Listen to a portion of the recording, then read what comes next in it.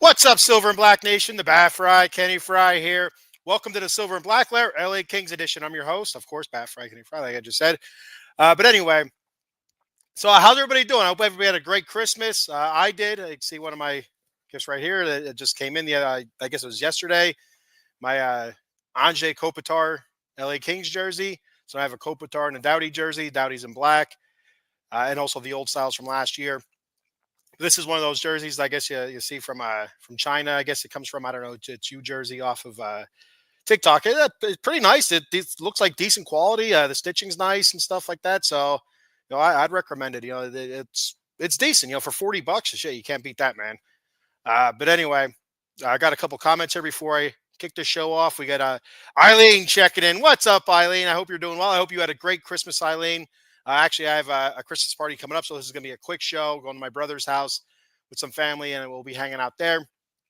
But she says a little bat fry action. Yeah, just a little bit. She says a little taste. I'll be back on, I think, tonight with some Bat Cave I've had ready for a few days, and just super busy. I was supposed to go live on Christmas Eve, and unfortunately, my shift that I work night shift. We had a Christmas party after we got done work Christmas Eve morning, and I got a little bit tipsy, and I didn't think it would be very professional to go live then because it would have been something else. It would have been something else. So she also says, "Nice jersey, looking good." Thank you, Eileen. I appreciate it. Thank you very much. I hope you have big plans for New Year's Eve coming up here real soon. I hope everybody does. Stay safe out there. But it's a time to celebrate and look forward to a new year, new beginnings, however you want to look at it. And that even in the sports world, that's how you kind of look at it, especially when you're looking at your winter sports, where it starts late fall into the winter and through the winter into spring, of like basketball and hockey does. I look at it, no matter how your team did, you get that January 1st. Okay, new beginnings. You remember the Kings last year, terrific start to the season last year. Did a great job, and then they got to January, and it just went down there. It went down the crapper real fast last year. Throughout the month of January, ended up getting Todd McClellan fired. And speaking of Todd McClellan, just got hired by the Red Wings. Congrats to Todd McClellan. I like Todd McClellan. I thought he's a decent coach, and for whatever reason, it didn't work last year. I don't know what it was, but if it's they always you always talk about a different voice in the locker room. If that's what it was, I don't know, because Jim Hiller didn't really change much last year when he took over. He did change some lineup stuff. He was always rotating some guys in different on different lines, and so I don't know if that was one of the key contributors to the Kings being able to finish up stronger last season and making making it into the playoffs, and then getting their asses spanked by the Oilers, which we'll talk about a little bit later on. But yeah, so congrats to Todd McClellan for getting hired by the Red Wings. And like I was saying, January 1st, kicks off a new year, new beginnings. And if your team is somewhere in the middle of the pack, and you feel like they can get over the hump, maybe that new year, that fresh beginning there in January can kickstart something into the All-Star break and or whatever the hell we're calling it this year. It's not an All-Star break; it's the Four Nations break, or however they're doing it this year, which I'm not a big fan of, but it is what it is. All right, so I got another comment here. Hey, Uncle Dave's checking in. What's up, Uncle Dave? How you doing, buddy? He said, "Smash! Happy New Year's, buddy. Happy New Year's to you, Dave. I hope you had a great Christmas. Great to hear from you." The Kings, they took your Flyers behind the woodshed the other night. I'll get to that game in a second here. I'm going to do a quick blow through with these games here from the road trip as they go back, probably 2 weeks since the last time I've been on. But anyway, I'm going to start that off right now. 7-game road trip for the LA Kings. It had some good, it had some not so good, and had some okay in it. They ended up finishing 3-2-2 with a 7-game road trip. I think which spanned over 2 weeks. It was I think 13 or 14 days that they were gone, and 7 games. They played some really good teams from the East, some top teams from the East, and some mid teams from the East, and some of the bottom dwellers in the East. And the teams that were mid, they played well against. The teams that were at the bottom kind of struggled with a little bit, and the teams at the top they played well against but came up short on. So we'll go ahead and we'll look at this. They defeated the Islanders to kick off this road trip 3-1. They had goals in the first period from Kempe. It was his 14th on the season, assisted by Anze Kopitar and Trevor Moore. That was Kopitar's 24th assist of the season, Moore's 12th of the season. In the second period, Fiala, he got his 10th of the season with assists by Edmondson, his fifth, and Turcotte, his seventh assist on the season.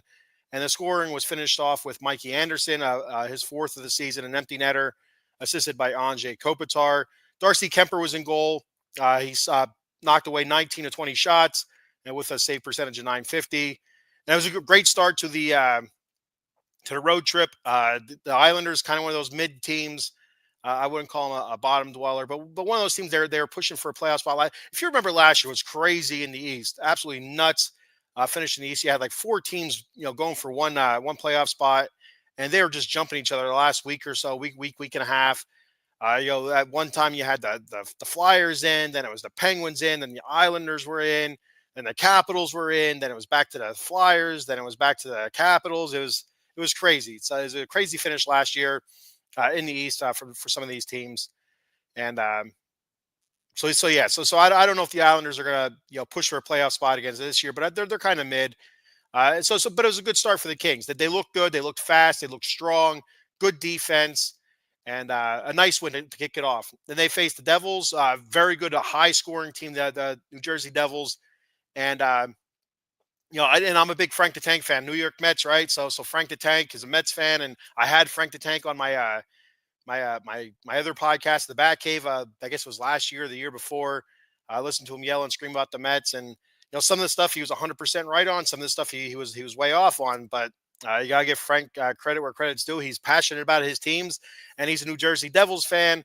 And I'm always watching the man, blow up online about the Devils sucking, and they're one of the better teams in the league. They're not the best team in the league, but one of the better teams in the league. A very high scoring team, a very good team. And so I don't know what the man's bitching about, but anyway, he very angry sometimes. But recently he's been kind of cooled off as the Devils have played well, and the Kings lost to the Devils 3-1 with a goal from Jordan Spence there in the second period, his second of the season, assisted by Laferriere and Denault. A very close game. The 3-1 score doesn't really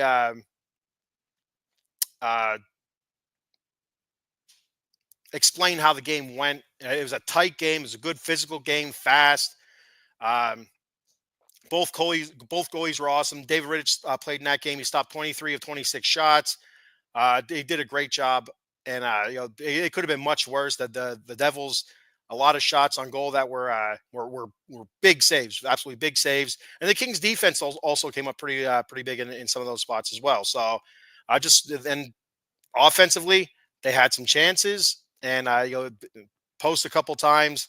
I feel like it again. This is so long ago now. I don't remember exactly who it was, but I feel like it was Kempe. I remember. I think it was either him or Fiala hitting the post once or twice, and it was just stuff like that. It's going to happen. It happens every game, and just an inch to the right or an inch to the left or an inch down, and those are goals, and you have a different game. But a tough loss there to the Devils. But again, a very good game. The Kings played well. They played well enough to win, but they come away empty-handed there. Then they moved on to the Rangers. They played the Rangers. They beat the Rangers 5-1. And Rangers, I don't know if they had the best record in the East last year, but they were near the top last year. And they ended up coming up short in the playoffs. I want to say, who beat them? Was it Florida? Did Florida beat them last season? I don't remember who it was, but the Rangers came up short. And they were my pick last year going into the playoffs. I picked the Rangers to go to the Stanley Cup Finals and win. To be honest with you, I had them winning. But they came up short last year, just like they came up short against the Kings. Kings beat them 5-1. Goals in the first period by Alex Turcotte, his third of the season, assisted by Kempe and Kopitar, both of them. That was their 15th assist of the season. Then Warren Fogle, huge pickup there for us this season. His 8th of the season, assisted by Quentin Byfield and Tanner Jeannot. In the second period, Quentin Byfield, he gets on the board with his 4th of the season, assisted by Fogle and Anderson. Adrian Kempe scores in the second period, his 15th of the season. And then to finish off the scoring in the second period is Philly D. It was his 3rd of the season, assisted by Brant Clark and Akil Thomas. Darcy Kemper was in net, stopped 31 of 32 shots for a save percentage of 969.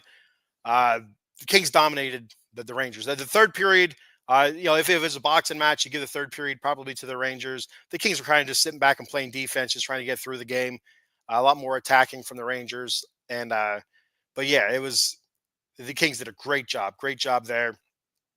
Putting their skate, I guess if you will, on the Rangers' throat and not letting them up, and we'll take that one, a nice win. Then they go out to Pittsburgh to face the Penguins. Bottom dweller here, and they struggle. The Pens played against them very good. When I watched this game, I felt you'd say the Penguins are a top tier team. You really would watching that game, and the Penguins look fast. They look strong. I mean, their passes were connecting. Offensive zone time, they had a good bit of it. They looked very, very good. The Penguins did, and the Canes just looked disheveled. They could not get anything going. They could not connect the passes. When they were in the offensive zone, they couldn't stay in the offensive zone. It was a struggle. It really was a struggle. But for scoring for the Kings, Kempe, his 16th of the season, assisted by Kopitar and Gavrikov. And then second period, Alex Turcotte, his fourth of the season, assisted by Vladislav Gavrikov and Jordan Spence. That was Turcotte's fourth of the season. And in net was Darcy Kemper, stopped 28 of 31 shots for a 903 save percentage. This was an overtime loss, so the Kings do get a point for that. But and here's the other thing, man. I'll tell you what. I don't know what it is, but the Kings in overtime is absolute trash. I mean, straight up garbage trash. It is bad in overtime, and I don't know what it is. They have the talent, they have the speed, they have the skill, but when they get in overtime, that 3v3, it just looks really, really bad. I mean, just again, I don't know how to explain it. I don't know what it is, but it's not good. And so yeah, so that was that a 3-2 loss to the Pens in overtime. Then they went on to Philadelphia across the state here in Pennsylvania. Faced the Flyers. That's a 7-3 win. First period, Fiala, he scores is his 11th of the season, assisted by Philly D. Then for the Flyers, you had Kate scoring. That was his fourth of the season. Then Tanner Jeannot scored. That was his fourth of the season, assisted by Fogle and Spence. That made it 2-1 Kings. Then Forrester for the Kings, or for the Flyers, scored back-to-back goals there in the second period to put the Flyers up 3-2. But after that, it was all Kings. It was all Kings. Anze Kopitar scored his ninth of the season there in the second period to tie it up. I think there was about 45 seconds left, I think it was, and left in the period. And the Kings stepped up. They looked like a different team at the end of the second period. Because, I mean, I was watching the Flyers knock the shit out of the Kings in the second period, in my opinion. My personal opinion, I'm watching that. I'm like, man, the Kings are in trouble against this Flyers team. And this is something I revert back to last season. The Flyers, again, they're kind of near the bottom of the East right now. I don't know if the bottom of the East, but the bottom of the Metropolitan Division. And they're better than what their record says. And it was the same thing as last year. They had a little bit of a slow start, if I remember correctly. And when the Kings played against them, I think the one game the Kings lost them 5-0. I feel like it was in Los Angeles, but I could be wrong. Just memory's very poor. But I tell you that the Flyers are a better team than what this score said and what their record says. And I wouldn't be too surprised if they have a strong new year coming up here, and maybe make a push to grab one of those last spots in the playoffs. But we'll see what happens. We'll see if Torts can get them turned around. But yeah, so the Kings finished the second period there, tied 3-3 with a late goal by Kopitar. And then it was just all Kings in the third period. All Kings in the third period. They jumped all over the Flyers shit, just like kind of like how the Flyers did to the Kings in the second. Fogle scored his ninth of the season, assisted by Spence and Moverar, made it 4-3. Then Kopitar gets his second goal of the game, his 10th of the season, assisted by Turcotte and Gavrikov, made it 5-3. Then Byfield, an empty netter. That's his fifth of the season. And then Kevin Fiala added a late one, his 12th of the season, assisted by LaFerriere and Brand Clark, 7-3. Kemper was in net, stopped 23 of 26 shots. I got some stats for this one. The Kings outshot the Flyers 27-26. The Flyers out hit the Kings 14-13. Face-off wins went to the Flyers 33-29. Power play, Kings roll for 1, the Flyers roll for 2, and block shots, the Flyers outblocked the Kings 18-17. We got a comment here from our boy Cowboy Dave. Dave, I hope you had a great Christmas. So what's going on, big man? Kings have a big game today against them Edmonton Oilers. Yep, we'll talk about that here in a couple minutes. A quick show here today, Dave. I got places to be coming up, but I wanted to hop on here real quick to get through these. The 7 game road trip the Kings just got over. Now they have a 5 game homestand. I think they've played the fewest home games so far in the league. I think that's according to Zach Dooley, if I read that correctly, which there's a chance that I may not have. But anyway, so moving on from that nice win in Philly to Nashville, again another team near the bottom of the conference, but again a team that was a playoff team last year. A team that had a really great second half of the season last season, and if I remember, I don't remember if they did or didn't. Again, I talked about this before. If they finished top 3 or not in their division, I don't remember. I know they were pushing. I feel like they might have finished 7th, and I feel like the Golden Knights finished 8th. And the Kings and Oilers were 2-3 in the Pacific because they played each other. But yeah, it doesn't. Nashville hot second half last year, so don't count them out. The Kings lose this match 3-2 in overtime. The scoring started off with Nashville. LaHaru scored his 4th of the season, made 1-0 in the second period. One of their big acquisitions in the offseason, the former Golden Knight, Marchessault. He scored his 10th of the season, 2-0. The Kings stormed back though, so this was even though the Kings lost in overtime, they still get that point. I look at this as almost as a win. They did not play very good. The Kings, the Nashville was absolutely Smashville. They really picked up the checking on the Kings, pushed the Kings around. I can't tell you how many times I cringed watching Alex Turcotte just getting smashed. Turcotte and who else was it? There was somebody else that got smashed a couple times. I don't know if it was Akil Thomas or not. I don't think it was Akil Thomas, but it might have been. I don't remember. But definitely Alex Turcotte. He got smashed in the boards a couple times, and he just bouncing and flopping.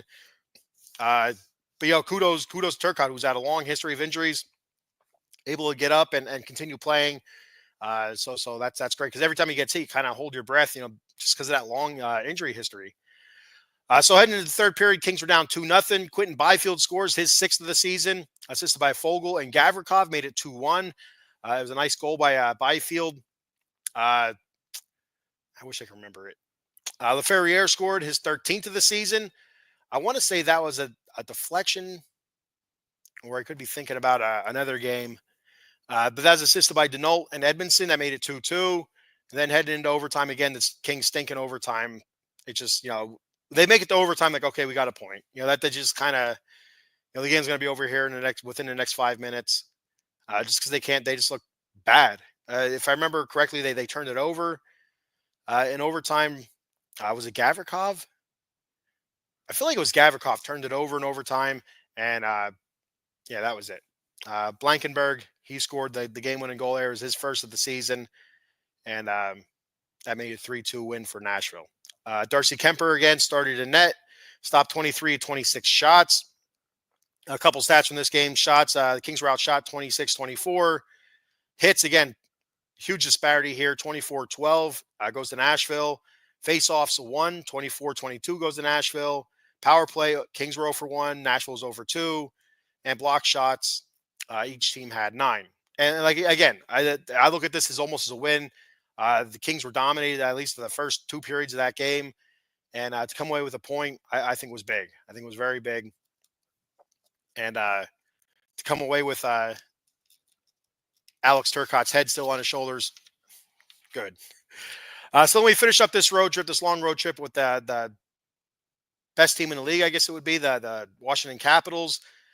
And, of course, they don't have their star, Ovechkin, but he should be – I think whether the Capitals play the Kings, I think maybe on this homestand or coming up soon. I do believe he'll be playing in that game. So I know he was back to skating and stuff like that, and they said he should be ready. He should be ready very soon.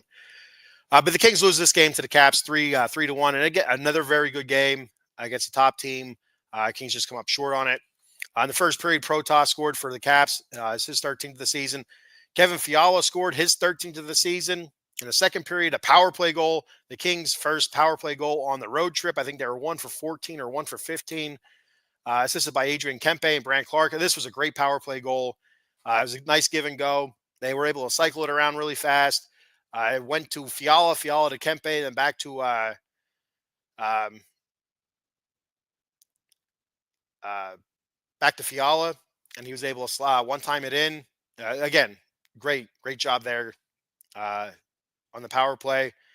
And then Vrana scored for the Capitals, his sixth of the season. That was a power play goal, and that was the first power play goal the Kings gave up on the road trip. I think they were 1 for 14 or 1 for 15 there as well. So uh, a couple goose eggs gone there. One good one bad one.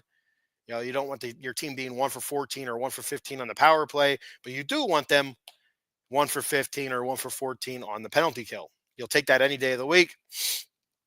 But that made it 2-1, and then heading into the third period a bunch of different chances for the Kings, and Protas scored his 14th goal of the season, an empty netter, and that made it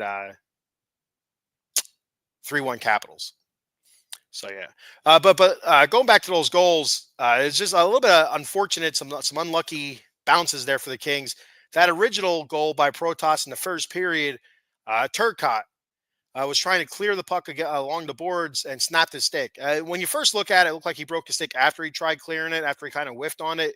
But when they went back and showed the power play or the replay, you can see him trying to shovel it up the boards, and as he goes to push it up the boards, you can see that stick flex back and kind of just give a little bit, and there was nothing on the puck. He tried and just didn't go anywhere. Then the stick just fell apart as he goes to hit it again. And just unlucky there, super unlucky there. And also that goal, that power play goal that Vrana got was the Kings were trying to clear the puck up the ice. And as they did, a couple of Kings looked like they might have had a chance for a shorthanded goal, for a shorthanded chance, I should say. So they started kind of breaking up the ice a little bit as they tried to clear it. Hits a linesman, stays on side, and the Capitals were able to recover that puck. And it might have been like a 2-on-1 or 3-on-1 or whatever opportunity, and the Capitals were able to capitalize. How about that? There we go. Wordplay. How about that? So a couple unfortunate bounces for the Kings, but it is what it is. Philip Denault did not play in this game. He got hurt. Something minor that they don't really specify what it is against Nashville. So he missed the final game of the road trip. Trevor Moore was out for the last few games as well. He got hurt early on in the road trip, I believe it was. I don't know if it was the Islanders or if it was the Devils. I'm not really sure. So he was missing. The Kings all 7 games of that road trip went with the 11-7 look, where it's 11 forwards and 7 defensemen. So I don't know if they're going to continue with that. It looked good at times against on this road trip, but there are some other times where you kind of wish you had that fresh offensive guy out there cycling through with a 12-6 look. But it is what it is. It seems like Hiller has a decent track record with the 11-7 look, and I wouldn't be too surprised if he continued with it. But we'll see what happens today when they put the line assignments out there. I was looking earlier and I didn't see an official line assignment from today. Zach Dooley posted one, I think it was yesterday, and that's what I was going with. So, but anyway, going to some stats for this game here. Riddick was in net, stopped 18 of 20 shots. Kings outshot the Capitals 26-21. The Caps out-hit the Kings 21-18. Face-offs, again, a huge disparity here, 37-18. Philip Denault is another big face-off guy for the Kings, winning more than 50% of his face-offs. And you could tell it was a struggle there. Power play, Kings were 1 for 1, the Caps were 1 for 1. And block shots, the Caps had 14, the Kings had 13. So finished that road trip 3-2-2. Like I said, not terrible. It's a win off the road trip. Could have been better. They had some missed opportunities there. But for the most part, you'll take it. You'll take it. The Kings were playing very good going into that road trip. They had a nice win streak heading into that into the road trip. And after winning that first game against the Islanders, I think it was up to the win streak was up to 7 maybe. And then they started kind of trading wins and losses after that. Overtime. Take the point when you can. I got Cowboy Dave checking in again. Did you get to the Kings versus Flyers game? You mentioned you were thinking about going to the game. I did not. and that's my own fault. I was feeling kind of bad because I was feeling like I was being selfish because I wanted to go, and it's right before Christmas. I used my last vacation day to go, and I ended up not going. And I was kicking myself because it would have been one hell of a game to go to for as a Kings fan. Uh, but I was feeling selfish because it was so close to Christmas, and I just, it's money that I didn't need to spend. But next year, I am definitely going. I am definitely going next year. I'm going to plan it better and buy the tickets much earlier. Because there's some primo tickets behind uh, the visitors bench, and they weren't that expensive. Not in my opinion, they weren't that expensive. Just under $100 a piece. I think they're like $90 a piece. And I'm sure if I would have shopped around a little bit on my way to the game, probably would have found cheaper. But I decided again to save that money for Christmas and and stuff like that. So all right. So looking at season stats so far for the Kings, leading the way in points, you have Anze Kopitar, 37 points. That's 10 goals and 27 assists. He also leads the team in assists. 19 seasons and going strong here for the captain here, Anze Kopitar. Plus minus to plus 15 and 55% face-off win percentage, which is phenomenal. Adrian Kempe, 16 goals, 16 assists, 32 points. A plus minus is plus 17. He leads the team in goals right now with 16. Alex Laferriere, 13 goals, 12 assists, 25 points, plus minus a plus 9. And he's already eclipsed his last year goal total. Kudos to him. Kevin Fiala, 13 goals, 8 assists, 21 points. He's at a minus 9. I think for the most part, the road trip for Kevin, who I think absolutely, I talked about it so many times on here, can be a game breaker. Just waiting on it. Brant Clark, 3 goals, 16 assists, 19 points, plus 4. Trevor Moore, he's out hurt right now, but six goals. Hopefully he gets back soon. He was placed on IR today or yesterday. I think it was yesterday. 6 goals, 12 assists, 18 points, plus 3. Warren Fogle, huge pickup this year. 9 goals, 9 assists, plus 8 or 18 points, plus 14. Philly D, who will be back today against the Oilers. 3 goals, 14 assists, 17 points, plus 3. Vladislav Gavrikov, 2 goals, 14 assists, 16 points, plus 17. Quentin Byfield, who seems to be picking up the scoring a little bit better. He had a pretty good road trip. 6 goals, 9 assists, 15 points. He's at a 0 for plus minus. Turcotte, 4 goals, 9 assists, 13 points, plus 10. Looking at our goalies, Darcy Kemper, he's 8 wins, 2 losses, 5 overtime losses, 2.40 goals against, and a 911 save percentage. David Riddick, 10-8, no overtime losses, 2.46 goals against, 891 save percentage. And looking at the standings coming in today's game, in the Pacific, you have the Golden Knights sitting up top, 24-8-3 with 51 points, a plus 27 goal differential. The Oilers sitting in second place right now, 21-11-2, 44 points plus 16 goal differential. The Kings, 19-10-5, 43 points plus 16 goal differential. The Canucks, the Kings are followed up by the Canucks, 17-10-7, 41 points, a goal differential of 0. And they are followed up by Calgary. They are at 39 points. Kraken, 32 points. Anaheim, 30 points. And the San Jose Sharks at 28 points. And the thing is, the Kings had that 7-game win streak, and they've been playing some pretty good hockey lately, but they've lost ground, actually, because the Golden Knights, their last 10, they're 8-2. The Oilers, their last 10, they're 8-2. And the Kings, their last 10 is 6-2-2. Even Vancouver's been playing decent, 4-3-3, their last 10, and kind of hanging around yet. Looking at the standings there in the West, the Golden Knights are now in first place, ahead of the Jets, 51 points. The Jets are 25-10-1. They also have 51 points. Then you have Minnesota, 22-10-4, 48 points. Edmonton, 21-11-2, 44 points. Colorado, 22-15-0, 44 points. The Kings, 19-10-5, 43 points. Then you have Dallas, 20-13-1, 41 points. And Vancouver, 17-10-7, 41 points. And so, yeah. Looking for some team stat rankings. Kings are ranked 19th in the league for goals for, 16th for goals for per game at 3.06 goals per game. Goals against, they're ranked first with 87. Goals against per game, third, 2.56. Power play percentage, 25th, 15.9%. That's garbage. The power play is killing the Kings right now. I don't know what the problem is, but it's not good at all. It's very bad. Penalty kill, the Kings are 11th with an 81.7% kill. Not bad there, pretty good. Shots per game, 22nd, 27.6 shots per game. Shots against per game, first, 24.6. And face-off win percentage is 15th with 50.9%. So not bad there. Very good defense by the Kings. That's how I read that. Very good defense. So moving on to today's game here. I have a couple minutes left before I got to jump off. Kings versus Oilers. We all know the history here. Kings versus Oilers. Three seasons in a row, Kings have been ousted by the Oilers in the playoffs. 3 years ago, it went 7 games. 2 years ago, 6 games. Last year, 5 games. And it wasn't even close last year, to be honest with you, in the 5 games. It was a shock that it actually won 5 games.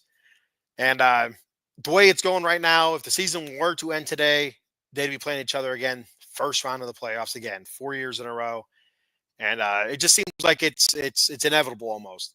And the Oilers playing good hockey right now, so you don't know. I mean, they could always catch Golden Knights if they stumble or whatever. There's still a ton of hockey to play yet. But the Kings might fall off. The Oilers might fall off. There might be injuries. You just don't know. And so it's a rivalry. Kings have played well against the Oilers in the regular season. It's just been the postseason. They've been our Achilles heel. They've been the thorn in our side. They've been that kid that runs by you real quick and slaps you in the nuts. It's just been annoying. It's been really annoying. A terrific team, offensively terrific team. Not much you can do about that. But the Kings have to step up. It starts here, starts today, and the first game of a back-to-back, and what way to kick off your homestand than against the first game of the season against the Oilers. It's the first meeting that these guys are having. Let's kick the homestand off right. The Kings have they're much better at home than on the road. A much better goal differential at home than on the road. But the Oilers, they also have one of the better goal differentials on the road as well. So it kind of evens out a little bit there. So looking at the possible line assignments here for the Kings Oilers. For the Kings, it looks like your first line would be Turcotte, Kopitar, Kempe. Kempe has 16 goals the last 3 years, including playoffs against the Oilers. The second line looks like it's going to be Fogle, Byfield, and Jeannot. Last year, Byfield had 10 points in the playoffs and regular season against the Oilers. Third line, Fiala, Denault, LaFerriere. Like I said, Philly D should be back for this game. Fourth line, like again, if they go 12-6, the fourth line is going to look like Lee, Hellenius, and Akil Thomas. And a little bit of a note here: they put Trevor Moore on IR, and they called up Arthur Kaliev, who was on loan down in Ontario, and with the Ontario Reign, and he's now off IR. So Kaliev is available. I don't know if he'll play today. I don't know. I don't know what's going on with him. I hope to see him. I hope to see him get some regular time, but we'll see what happens. We'll see if he gets out there or not. Your defensive pairings look like Anderson and Gavrikov, which has been phenomenal this season. Those guys have been knocking it out of the park. Edmondson and Brandt Clark, Jacob Overar, Jordan Spence, and I don't know if we'll see England or if we'll see who's the other guy? I can't think of his other name. The other guy's name right now off the top of my head. But looks like in net, I would expect Darcy Kemper to start. He's 10-3-4 versus the Oilers. And actually, the game's probably starting right now, ain't it? Is it? Yeah, it's 4:00. So the game should be starting right now. So you could turn it on right now and see who's starting in net. As soon as I get off of here, I'll be turning it on. So Darcy Kemper against the Oilers, he's 10-3-4. A great goals against percentage. Great goals against per game, a great save percentage. So looking for the Oilers, looks like it's probably going to be Nugent Hopkins, McDavid, and Hyman on the first line. And I can't say his name. Podkolzin, Dreisaitl, and Victor Arvidsson making his return to LA. He's expected to play on the second line. Kapanen, Henrique, and Brown on the third line. Fourth line, Jeff Skinner, Janmark, and Perry. Looking at your defensive pairings, Ekholm and Bouchard, Nurse, Stetcher, Kulak, and Emberson. And starting in goal, they're expecting Stuart Skinner to start in a goal, 2.85 goals against, 895 save percentage, 13-8-2 this season, won 4 of his last 5 starts. The Oilers have won 11 of their last 13 games, so they're hot. The Oilers are hot right now, so no joke there. This is it. I mean, you're looking at Draisaitl leading the league in points, I believe, 52 points. He has 24 goals, 28 assists. Connor McDavid, 39 points, 15 goals, 34 assists. Those are the big names there, but they have a pretty good supporting cast. Nugent Hopkins, Zach Hyman. He was injured recently, but he's all right. And we all know about RV. You know, RV, he missed a chunk of games here with the Oilers, but he's back and rolling. So we know Skinner can be had. You know, we've Kings have played well against him in the regular season. Playoffs, they've played well against him against the playoffs as well, but we've seen him get hot. We've seen Stuart Skinner get hot and play very good in net. So that's looking at today's game. I like the Kings to win today's game. Both teams have had a couple days off. I think the last time the Oilers played was on the 22nd, and I think I think the Kings might have played the 23rd. They had a 5-game break there. So maybe it was the 22nd as well. I'm not really sure. 5-day break. So that's where we're at. All right.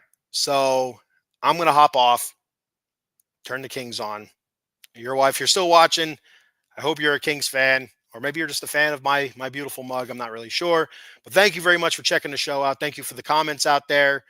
I like the Kings to win today. They play the Flyers tomorrow, back-to-back, so I'd expect Riddick to start tomorrow and against the Fly guys. Riddick, very good goalie at home. So, again, I'm not really sure who's starting in net today. So I wish I was watching right now. I should have put it on, but I'm going to just hop off now. I'm going to get out of here. Thank you, everybody, for checking the show out. I appreciate it very much. And until next time, go Kings, go. See you later.